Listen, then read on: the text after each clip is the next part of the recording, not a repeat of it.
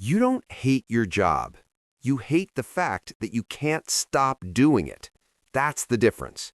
Because when something is optional, it feels empowering. When it's mandatory, it feels like a cage.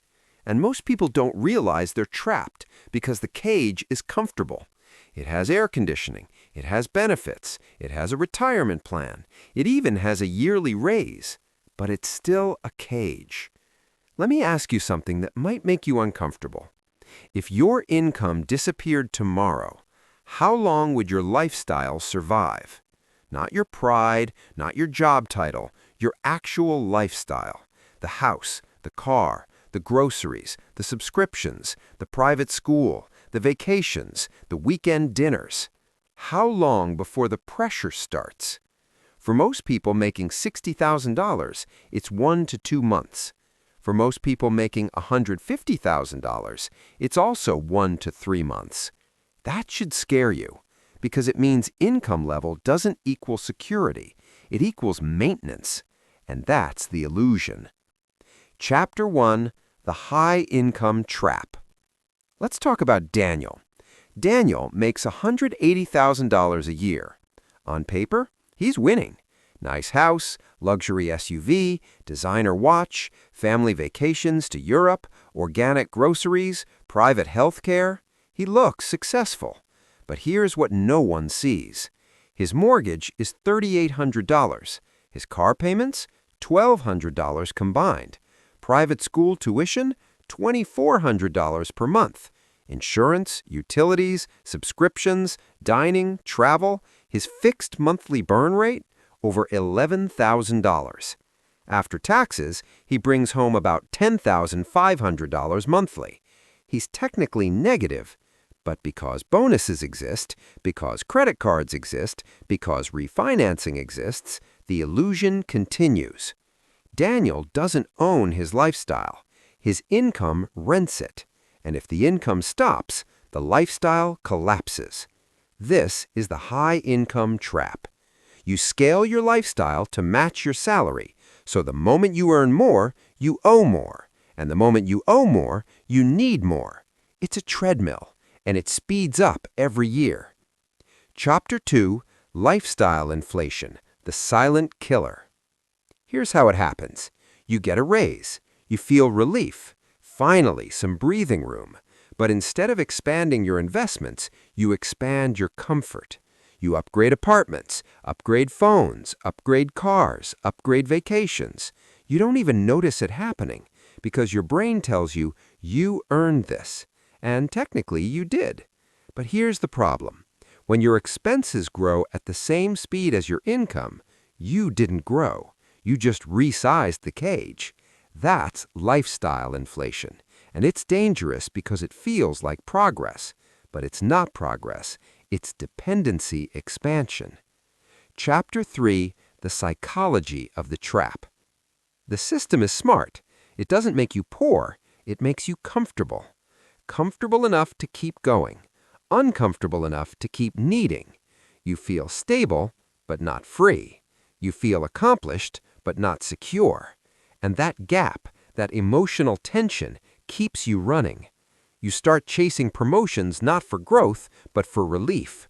You tell yourself, when I hit 200K, I'll relax. But when you hit 200K, your life costs 190K. And now you're aiming for 250K. This cycle doesn't stop on its own. It only stops when you consciously break it. Chapter 4, Income versus Wealth. Here's the shift most people never make. Income is active. Wealth is stored power. Income requires your time. Wealth gives you time. Income is motion. Wealth is stability. If you stop working, income stops. If you build assets, money continues. That's the difference. A person earning $70,000 with $500,000 invested is often safer than someone earning $250,000 with no assets, because assets create optionality, salary creates obligation, and optionality is real freedom. Chapter 5, The 4-Step Escape System. Now let's get practical. This is where everything changes. Step 1. Create a large financial gap. Freedom lives in the gap between what you earn and what you spend. If you earn $8,000 and spend $7,800, you're fragile. If you earn $8,000 and spend $5,000, you're powerful. The gap is oxygen. Without oxygen, you suffocate financially. So how do you expand it? Not by starving yourself, by controlling lifestyle upgrades. Every raise, split it. 50% to investments, 50% to lifestyle, if you must. That alone changes your future trajectory dramatically. Step 2. Build a runway. 3 to 12 months of expenses saved. Why 12? Because fear disappears when survival is secured. When you know you can survive a year without income, you negotiate differently. You think long-term. You stop tolerating toxic environments. A runway doesn't just protect money, it protects your psychology. Step 3. Redirect into assets.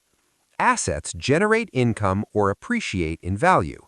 Index funds, dividend stocks, rental property, equity in businesses, high-income skills, digital assets. The key question is, will this pay me back? If the answer is no, it's consumption. There's nothing wrong with consumption, but it must be intentional. Most people consume automatically. Wealthy people allocate strategically. Step 4. Build optionality. Optionality is the ultimate goal.